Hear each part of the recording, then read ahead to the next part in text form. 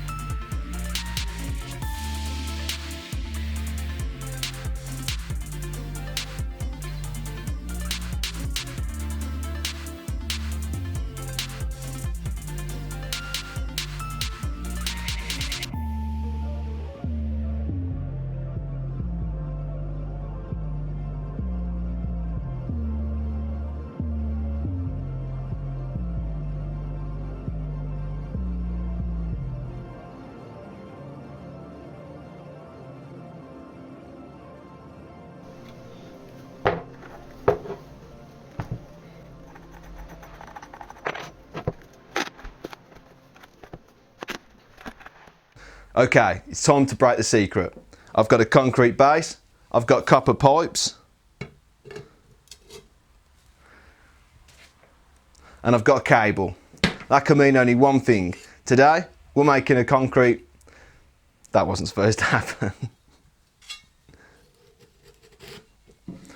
Today, we're making a copper lamp from scratch. Let's do it. Right, first things first. This doesn't look very good. It needs to be shiny. That means I'm going to sand it down, starting at 80 grit, moving all the way through to 7000 grit, finishing with a little bit of polish, and hopefully we should have a mirror finish, and that'll look well nice when it comes to making the lamp. Let's get started. Oh, and also, before I forget, copper doesn't taste very nice, and it's also not very good for you. So make sure you're wearing a respirator or some sort of protective mask, as well as gloves. You don't want to get it in your skin or on your eyes. It's not a good day for all when that happens. Let's get going. P. E.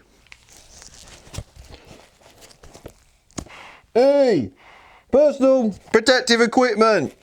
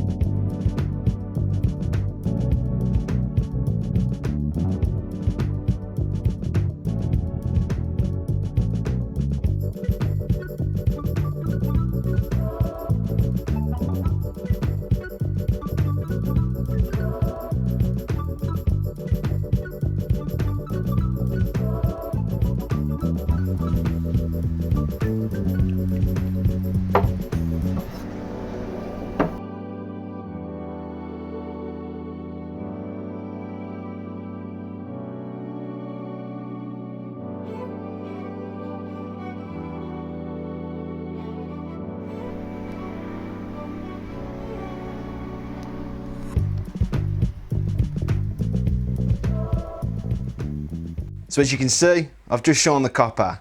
Starting at this, which is tarnished copper, just left in the garage. Moving from 80, 120, 240, you get the picture, all the way up to 3000 grit, which left me with this. A little bit tarnished now because I didn't polish it afterwards and it's been left overnight.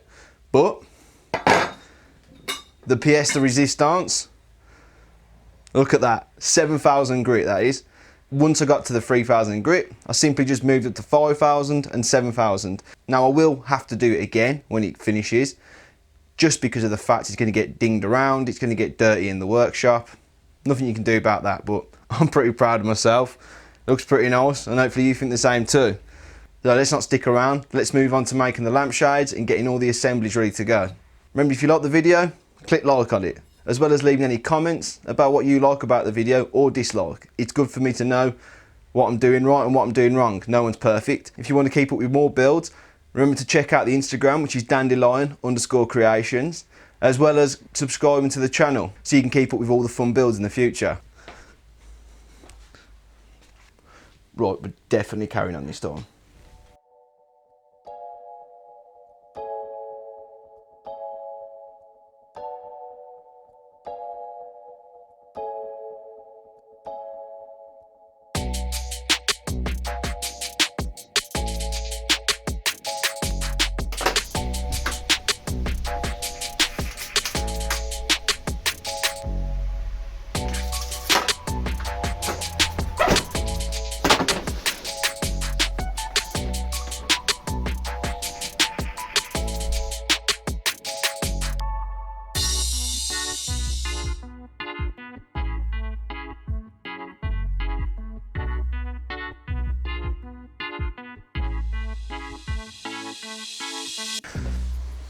Dandy tip of the day, always check and double check after you've done a cut.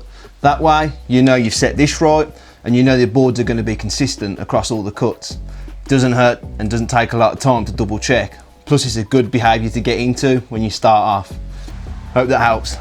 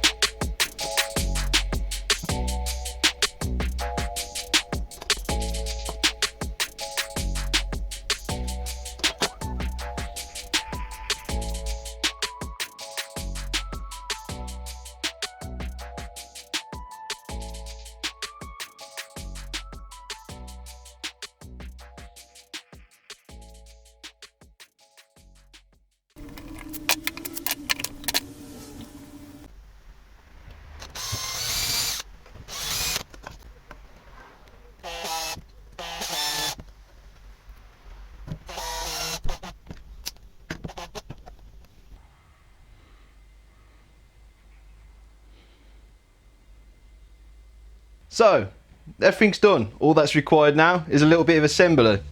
I've left most of these unfinished, and that's just because my day job's an electrician, so I know for a fact that trying to wire stuff in a small place is an absolute pain. So I'm going to save myself all the hassle and just make it so I can wire it and then put together the shades after. Still unsure what colour I'm going to go for with these. Might just keep them wood, might paint them black to match the base, but who knows, we'll figure it out as we come to it. The main part now is the actual assembly. All these have been bent.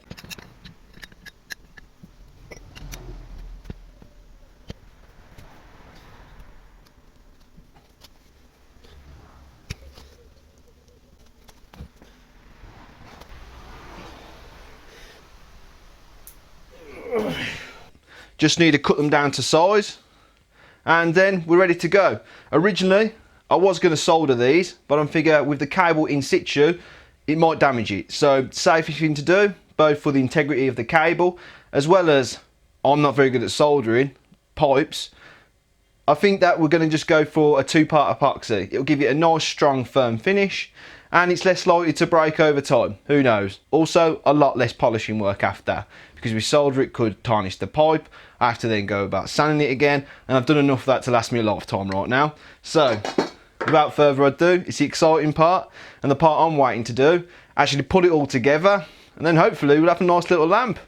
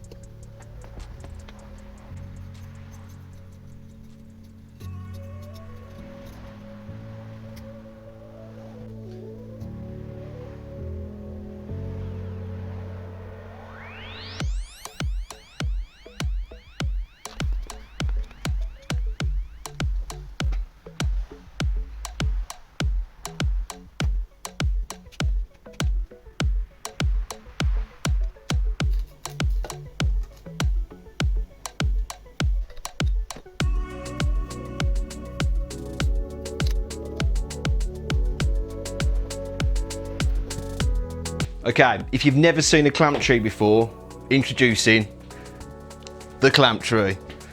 Ta-da! Now, it looks like an absolute mess, but I'll quickly talk you through what I've done with the clamps. So maybe at home, if you're doing this same project, it'll be a little bit more understandable for you. So, this is a cross brace holding these 2 parts level. These are 90 degrees. Just from the edge of panels, which are manufactured edges, so they're generally true.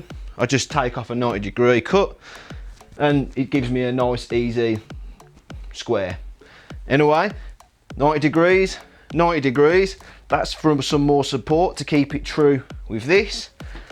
That pulls it in, and altogether we hopefully have a lot of 90 degrees, a lot of nice straight square edges, and a nice equal straight lamp. Fingers crossed. Next step, let this dry. I can't speed that up unfortunately, but luckily 5-minute 2-part epoxies takes 5 minutes. After that, it's wiring. And unfortunately, it looks like it's not going to want to play ball very well, but we'll get through it. Fingers crossed we can wire it up okay. So let's move on to the lampshades and finally get this lamp lit up. Wish me luck.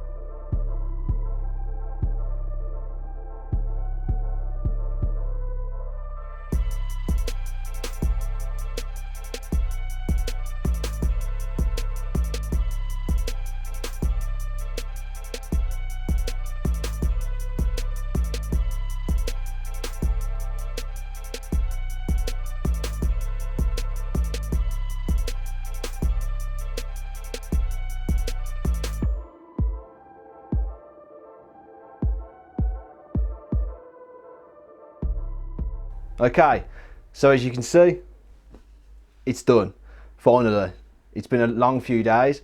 I've learnt a lot of new skills, such as shining copper, making concrete casts for the base, although that didn't go that well. If I did it again, I'd like to improve on it. Thanks for the advice, Big Dave, but unfortunately, I'm gonna have to do better next time. If you've got any hints or tips of how I can do a smoother, better base, that would be much appreciated. Leave it in the comments for me. Other than that, I'm quite happy with it. The wiring went well. The lampshades, I'd probably want to look a bit more flashy next time, but for a first time, I'm quite happy. It was cheap and cheerful lampshades made of 9mm MDF, and I can't say better than that. I would like to try another light. Other than that, I think it ended up being quite a nice steampunk-esque industrial lamp, and I'm happy with it. A few things to note, apart from the base, which I had issues with not being smooth, was the fact that I used the wrong fittings for the base. I had to learn it all from scratch and try and figure out what fittings I should be using on the copper pipe. I'm not a plumber, so it wasn't really my forte. But next time, I think using different fittings would give me a lot sturdier and stable finish. Electrically speaking, I had to use one of the fixings just so I had a point to connect onto the copper pipe so that the whole lamp was continuous to earth. I changed the 13 amp plug top to a 3 amp just because it's LED bulbs, doesn't really need any more than that. And that's enough of the boring stuff. I hope you enjoyed. Stay dandy.